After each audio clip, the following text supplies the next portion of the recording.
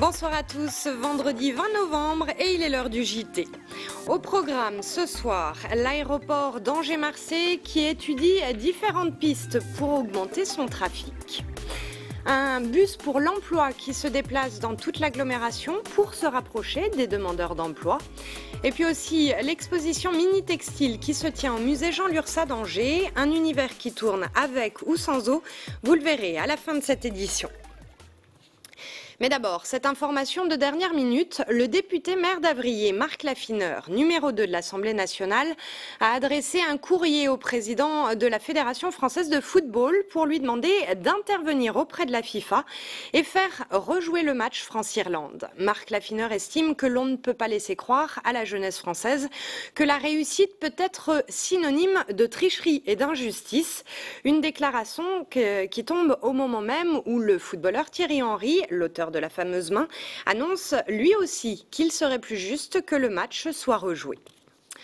Le 10 novembre dernier, Angers-Loire Métropole a confié pour la 3e fois la gestion de l'aéroport d'Angers-Marseille au groupe Keolis, et ce pour 8 années supplémentaires. L'occasion pour nous de nous intéresser aux perspectives d'avenir de cet équipement, mis en service, je vous le rappelle, en 1998. Reportage de Lisa Boval et Marie Coulon. Parmi les hypothèses proposées par Keolis sur l'évolution de l'aéroport Angers-Marseille, il y en a une de taille qui est d'avoir une piste de 2100 mètres. Un argument qui a pesé dans la décision d'Angers-Loire Métropole. S'il y avait une piste plus longue, ça vous coûterait moins cher en exploitation parce qu'on arriverait à faire venir plus de compagnies et on aurait plus de recettes.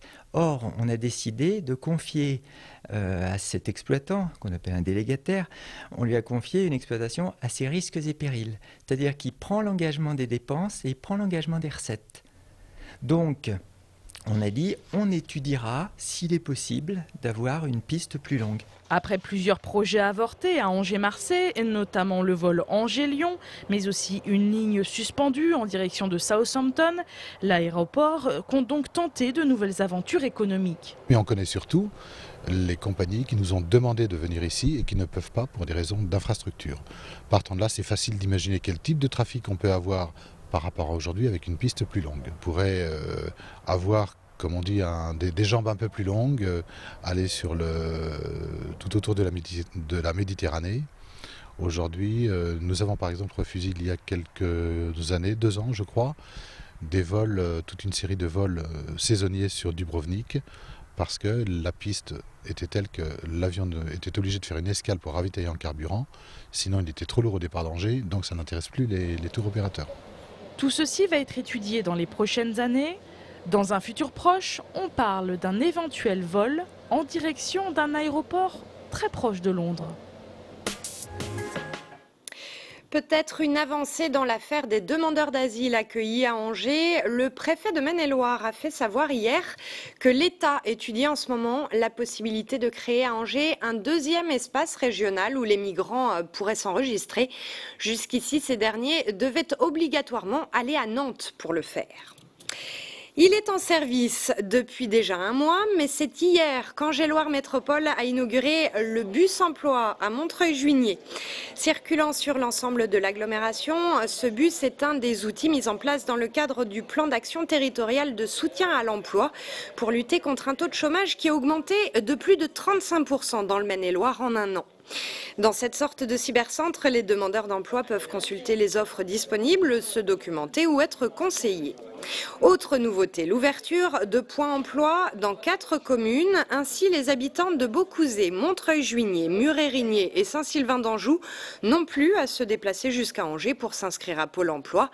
Le maire de Montreuil-Juigné se félicite de toutes ces initiatives.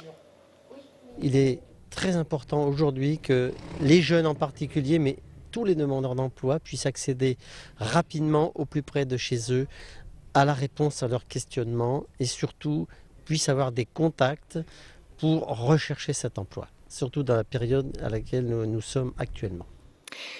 7 671,76 €. C'est le chiffre du jour et il concerne un chèque remis hier au centre Paul Papin qui prend en charge à Angers les malades atteints du cancer. Cette somme a été récoltée par l'Agapé Athletic Club et l'association Arc-en-Ciel le 6 septembre dernier lors d'une épreuve de course à pied qui a réuni près de 130 participants. Pour l'anecdote, le professeur François-Régis Bataille, qui dirige le centre Paul Papin, figurait parmi les coureurs. Chaque année, le CPP reçoit en moyenne 50 000 € de dons et toutes les sommes, quel que soit leur montant, sont les bienvenues.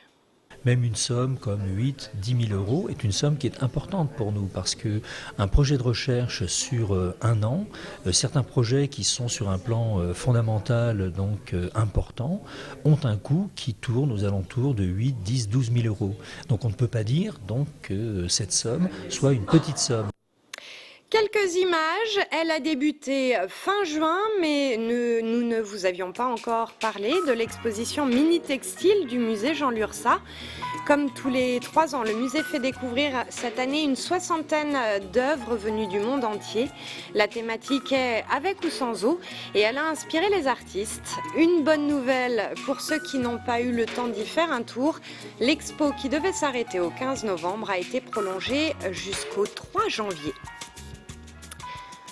Notez que Lisa Boval reviendra très bientôt et plus largement sur les mini-textiles dans une nouvelle émission culturelle que vous propose Angers 7. Cela s'appelle Tout le monde dehors et ça commence vendredi prochain. Et j'en profite pour vous annoncer que la semaine prochaine, les programmes d'Angers 7 vont changer. Le JT, notamment, va s'étoffer et passer de 7 à 15 minutes. Fabrice Gadon et moi-même aurons le plaisir d'accueillir des invités sur notre plateau. Changement d'horaire à noter aussi. La première édition du JT aura désormais lieu à 19h45, puis comme d'habitude à 20h30 et 22h30. C'est la fin de cette édition. Passez un bon week-end. Retrouvez-nous sans faute lundi 19h45 pour la nouvelle version du JT. Bonne soirée.